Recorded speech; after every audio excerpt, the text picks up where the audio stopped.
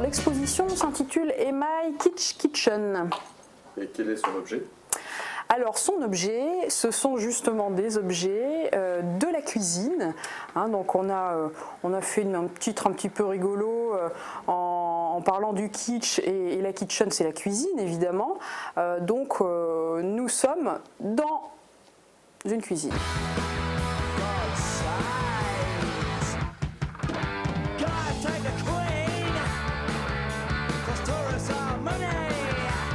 Ça peut être des objets du design, ça peut être des objets utilitaires ou du détournement. Alors, par exemple, là on a différentes interventions d'artistes. Jean-Martial Moreau s'est amusé en fait, lui, à faire toute une collection de pièces. On reconnaît les œufs au plat. Donc il a même fait des gammes de couleurs très différentes. On a le jaune effectivement, on a des rouges, des bleus, des verts, différentes couleurs. Donc là on est complètement dans l'objet décoratif, inspiré des mets de la cuisine. Donc par exemple là on a une autre artiste qui elle a fait toute une dégression autour des plats en inox, ces fameux plats qu'on retrouve pareil dans la cuisine, et dont elle se sert en fait comme tableau finalement, comme fond. Donc elle a retourné les plats, ça devient du coup des objets là aussi de décoration. Bon, pour le petit clin d'œil aussi, on a les ustensiles de cuisine qui sont représentés.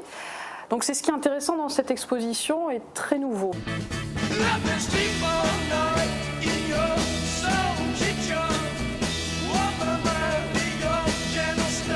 Les artistes qui ont participé, beaucoup nous ont dit j'ai fait des pièces complètement inattendues, j'aurais jamais pensé à faire ça si j'avais pas eu ce thème de travail.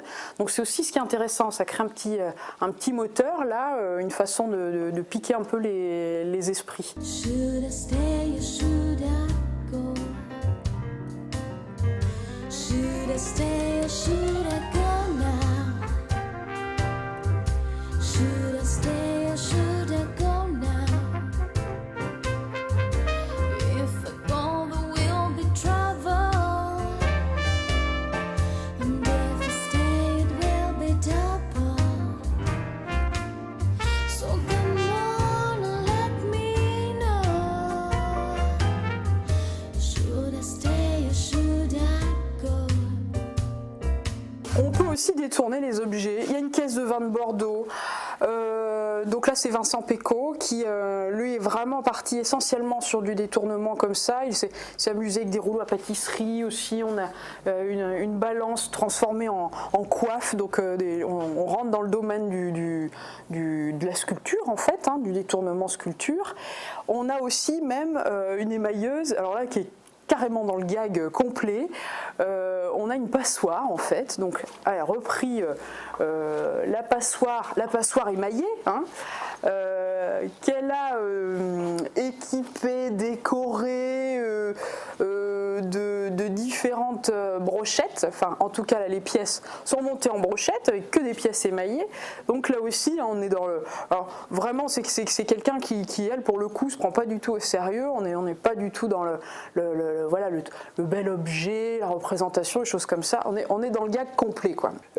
Détournement d'objets, un réfrigérateur, mais qu'est-ce qu'il fait au milieu de cette expo? Alors là, on est dans le domaine de l'installation. Donc on a effectivement un réfrigérateur. C'est le détournement toujours, qui est un support en fait de création avec les pièces de Laurent Vory.